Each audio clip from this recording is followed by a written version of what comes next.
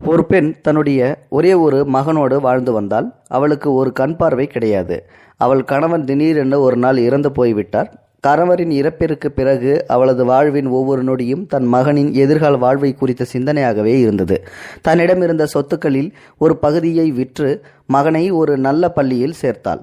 மீதி சொத்தை தனது மகனின் கல்வி தொடர்பான செலவுகளுக்கு தயார் செய்திருந்தாள். நல்ல ஒழுக்கமிக்க மகன், இரக்கமானவன், புத்திசாலி, ஊரில் எல்லாரும் புகழும் வண்ணம் அவன் செயல்பாடுகள் இருந்தன. பரீட்சையில் முதல் தரத்தில் வெற்றி பெற்றான். இந்த செய்தியை அறிந்த உடனேயே அந்த தாய் ஆவலுடன் பாடசாலைக்கு சென்று மகனின் வகுப்பறையில் எது என அறிந்து அங்கு சென்று அவனை வாரி அணைத்து முத்தமிட்டாள். என் செல்வமே, முதல் தரத்தை பெற்றுவிட்டாய் என்று இறைவனை புகழ்ந்தாள். சந்தோஷத்துடன் வீடு வந்து அவனுக்கு பிடித்தமான உணவை தயாரிக்க ஆரம்பித்தாள். மகனின் வருகையை எதிர்பார்த்து விழிமேல் விழி வைத்து காத்திருந்தாள். மகன் வந்தவுடன் வாஞ்சையுடன் அருகில் சென்றான். ஆனால் மகன் முகத்தை திருப்பிக் கொண்டாள். தாயுடன் பேசவே இல்லை. நேராக அறைக்குள் சென்று படுத்துவிட்டான். அவளுக்கு ஒன்றுமே புரியவில்லை. பதற்றத்துடன் ஓடிச் சென்று என்னவென்று கவலையுடன் கேட்டான். மகன் சொன்னான், நீ ஏன் என் பள்ளிக்கு வந்தாய்? அங்கு அழகான பணக்காரர்கள் மட்டுமே வருவார்கள். நீயோ குருடி. என் நண்பர்கள் என்னை குருடியின் மகன் என கூப்பிடுகின்றனர். இது பெரிய அவமானம், வெட்கம். இது பின்னர் நீ என் பள்ளிக்கூடமே பக்கம் வரவே கூடாது என்று கத்தினான் கோபமாக. அதிர்ந்து போன தாய் ஆனாலும் மகனின் சந்தோஷம் கருதி, இனி அவ்வாறு நடக்காது, நான் உன் பள்ளிக்கூடத்துக்கு வரமாட்டேன் என்று சத்தியம் செய்தாள். இப்போது அவனது சுபாவம் மேலும் மாறுபட ஆரம்பித்தது. தன்னை தேடி வரும் நண்பர்கள் முன்னும் வரவேண்டாம் என்று தாயை எச்சரித்தான். அவள் கண்கலங்க சரி என்று சொன்னாள். பின்னர் சில நாட்கள் சென்ற பின் தனக்கு குருடியுடன் இருப்பது வெட்கம் என்றும் தான் ஹாஸ்டலில் தங்கி படிப்பதாகவும் சொன்னான். ஒரு நாள் வீட்டை விட்டே சென்று விட்டான். அவன் கதறி துடித்தாள். தினமும் தன் மகனை நினைத்து இறுதி பரீட்சையில் தேர்ச்சி பெற்று மருத்துவ கல்லூரிக்கு மகன் தேர்வானது அவளுக்கு தெரிய வந்தது. தலைநகர் சென்று படிக்க வேண்டும், நிறைய செலவாகும். தனது மீதமிருந்த அனைத்து சொத்துக்களையும் விற்று மகனுக்கு கொடுத்து அனுப்பினாள். 5 வருடம் பறந்து சென்றன. இப்போது அவளது மகன் ஒரு டாக்டர். அவனை பார்க்க ஆசையாக இருந்தால் பலமுறை முயற்சி செய்தும் அவனை பார்க்க முடியவில்லை. அவன் அனுமதிக்கவும் இல்லை. ஒரு கடிதம் மகனிடமிருந்து வந்தது. அதில், அம்மா, நான் இப்போது இந்த நாட்டில் உள்ள சிறந்த டாக்டர்களில் ஒருவன். எனக்கும் ஒரு செல்வந்தரின் மகளுக்கும் திருமணம் நடக்க உள்ளது. அவளும் ஒரு டாக்டர் தான். உன்னை போல் குருடியின் மகன் டாக்டர் என தெரிந்தால் என் திருமணமும் கௌரவமும் பாதிப்படையும். ஆதலால் நான் இந்த நாட்டை விட்டும் உன் பார்வையை விட்டும் கண் காணாத தேசம் செல்கிறேன். இதுதான் அந்த கடிதத்தின் வரிதல். துடிதுடித்து போனாள் தாய். சில வருடங்கள் கடந்தன.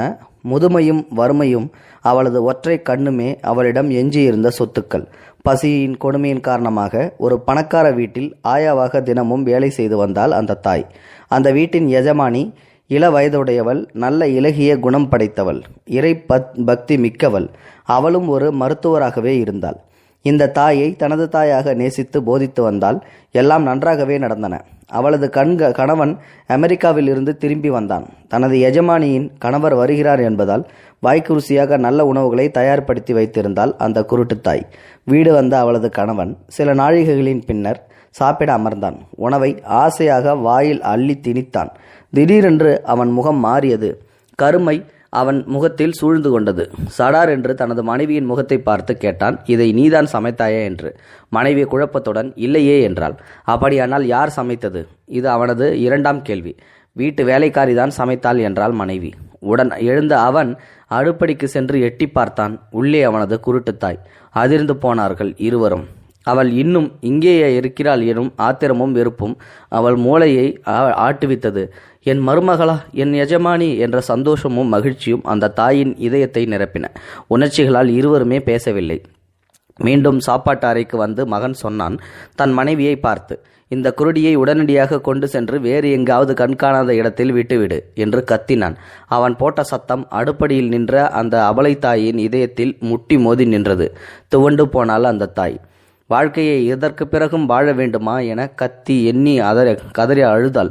தனது கணவனின் பிடிவாதமும் கோபமும் ஆவேசமும் எல்லை மீறி செல்லவே அவனது மனைவியான அந்த பெண், அதாவது மருமகள், வேறு வழியின்றி அந்த தாயிற்கு போதுமான பணத்தினை வழங்கி பல 100 கிலோமீட்டர் தூரத்தில் முன்பு அவள் வாழ்ந்த அதே இடத்திற்கு மீண்டும் அனுப்பி வைத்தாள் அழுகையுடன். காலம் மீண்டும் வேகமாக உருண்டு ஓடியது. இப்போது அந்த மருத்துவனின் தலைமயிர்கள் பழுக்க ஆரம்பித்து விட்டன. உடல் பலம் சற்று சோர்ந்தும் போய்விட்டது. கணவனின் தொடரான சுயநலன், நன்றி மறத்தல் போன்ற காரணங்களினால் கருத்து மோதல் ஏற்பட்டு அந்த மருத்துவனின் மனைவியும் இவரை விவாகரத்து செய்துவிட்டு இன்னொரு மறுமணமும் செய்து கொண்டாள். இப்போது வைத்தியரிடம் பணத்தை தவிர வேறு எதுவும் இருக்கவில்லை. தனிமரமாக எதிர்காலங்கள் சூனியமான சூழ்நிலையில் ஆறுதலுக்கு கூட தலைவருட யாரிடமின்றி தனிமரமாக நின்றான். மெல்ல மெல்ல தான் தாயிற்கு செய்த துரோகங்கள், அநியாயங்கள், நோகடிப்புகள் அவன் உள்ளத்தை உழுக்க ஆரம்பித்தன. ஒரு முறை நடு நிசியில் எழுப்பி அம்மா என கத்தி ஓவென அழும் அளவிற்கு அவனுக்கு அவனது பாவங்கள் எல்லாம் புரிய வந்தது. ஒரு நாள் காலை அவன் தொலைபேசிக்கு ஒரு செய்தி வந்தது. அவனது தூரத்து உறவினர் ஒருவர் பேசினார். உன் தாய் தள்ளாத வயதில் மரணிக்கும் தருவாயில் இருக்கின்றாள் என்பதே அந்த செய்தி. உடனடியாக அவன் தனது காரில் கிளம்பி தாய் இருக்கும் இடத்திற்கு சென்றான். அவன் சென்றபோது அவனது தாய் உயிர் பிரிந்துவிட்டது. உயிர் போன நிலையில் அவளை கட்டிலில் கிடத்தி வைத்திருந்தனர். இப்போது அம்மா என கதறி அழுதான், கண்ணீர் விட்டான். தனது தாயின் உயிரற்ற உடலை நல்ல முறையில் அடக்கம் செய்ய உதவினான். இப்போது ஒரு கடிதத்தை அவனது உறவுக்காரர் ஒருவர் கொடுத்தார். தான் மறைந்த பின்னர் மகன் வருவதாக இருந்தால் மட்டும் இந்த கடிதத்தை கொடுக்குமாறும், இல்லையென்றில் என்னோடு சேர்த்து இந்த கடிதத்தையும் எரித்து விடுமாறும் தாயார் கடைசி தருவாயில் வேண்டிக் கொண்டதாகவும் அவர் சொன்னார். பிரித்து படித்தான். அவன் கண்களில் இருந்து வழிந்த கண்ணீர் அந்த பாலைவனத்தையே சகதியாக மாற்றியது. அந்த அளவுக்கு அவன் கண்ணீர் வந்தது. அதில் இருந்த வரிகள் இதுதான்: அன்பின் மகனே, எனக்கு தெரியும் என் உருவத்தை பார்ப்பது உனக்கு ஒருபோதும் பிடிக்காது என்று.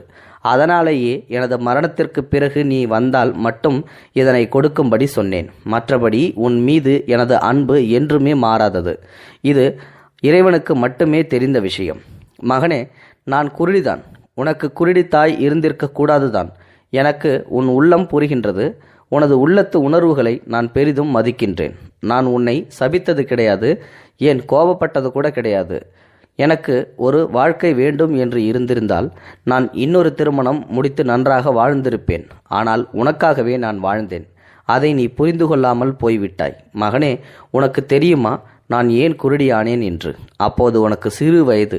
சாலையில் நின்று நீ விளையாடு கொண்டிருந்தாய். ஏதோ ஒரு பொருள் உன் கண்களில் பட்டு உன் ஒரு கண் குருடாகிவிட்டது. பார்க்காத மருத்துவர்கள் இல்லை. இறுதியாக மருத்துவர்கள் இன்னொருவர் கண் இருந்தால் மட்டுமே உன் பார்வை மீண்டும் கிடைக்க வைக்கலாம் என்றனர். என்ன செய்வதென்று எனக்கு தெரியவில்லை. நேரமும் போதாது. அதனால் என் ஒரு கண்ணை உடனடியாக தானம் செய்து உனக்கு கண் பார்வை கிடைக்க செய்தேன். எனது கண்மணியே, என்னுடைய குருட்டு கண்ணே இன்று உன் கண்களாக இருக்கின்றது. நீ இந்த உலகத்தை, வாழ்க்கையை பார்ப்பதும் அந்த கண்களாலேயே. உனக்கு இதுவும் அவமானம் என்று உனது வலது கண்ணை பிடுங்கி எரிந்து விடாதே. அதை அப்படியே விட்டுவிடு. ஏனென்றால் அந்த கண்களால் தான் நான் உன்னை பார்த்து கொண்டிருப்பேன் என் அன்பு மகனே. இப்படிக்கு என்றுமே உன் அன்புள்ள உன்னுடைய அம்மா. இதை படித்து அந்த டாக்டர் மகன் உருண்டு புரண்டு பிறகு கதறி துடித்து அழுதான். ஸோ கண்டிப்பாக இந்த கதையோட அர்த்தம் எல்லாருக்கும் புரிஞ்சிருக்கும்.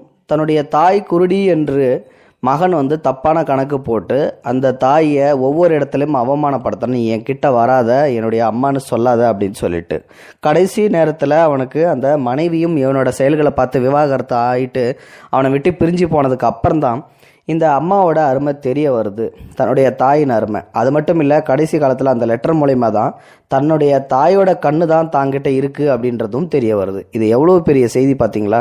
அந்த மகனுக்கு இது ஒரு பெரிய இடி மாதிரி இருந்திருக்கும். அதுக்கப்புறம் அந்த பையன் ரொம்ப கதறி துடித்து அழுது போனான் அப்படின்னு சொல்கிறாங்க. அதனால் தயவு செஞ்சு உடல் நலம் பாதிக்கப்பட்டோ இல்லை பாதிக்கப்படாமலேயோ தள்ளாத வயதில் இருக்கிற அப்பா அம்மாக்களை என்றைக்குமே நம்ம கூட வச்சு பார்த்துக்கணுமே ஒழிய அவங்கள தன்னந்தனியாக தவிக்க விட்டு அவங்களுடைய பாவத்தை நம்ம சம்பாதிக்கக்கூடாது அப்படின்றதுக்காக தான் இந்த வீடியோ.